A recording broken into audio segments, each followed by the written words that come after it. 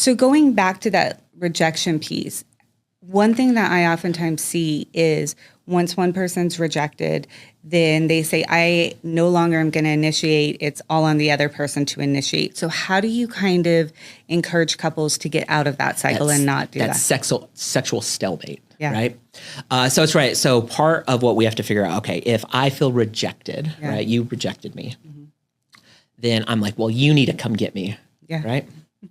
So then I have to look at like, what is the behavior that I get to own that is telling you to come get me? Most of the time it's not inviting. Like I'm not going to be like, I feel rejected. I need you to pursue me. Instead, I become kind of maybe bitter. Maybe I'm sarcastic. Like, oh, you can spend time with Susie. You can go to girls' night, but like you have no time for me, which is not like inviting you to like want to pursue me. Right. So what we have to do is if I'm hurt because I feel rejected, right? Maybe there's not enough safety in our relationship for me to be like, hey, that really hurt me. But then I have to think about what am I doing to create the environment to invite a sexual dialogue? What am I doing to create you wanting to pursue me, right?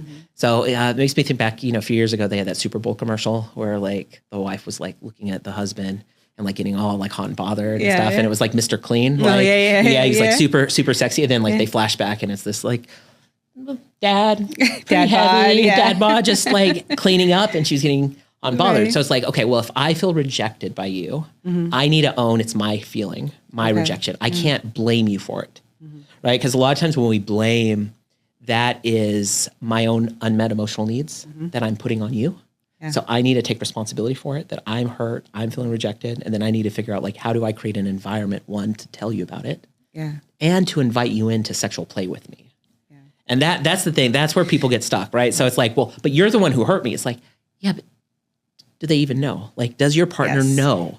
Probably not. Because and the way you're coming across is not inviting them to come play with you. Right.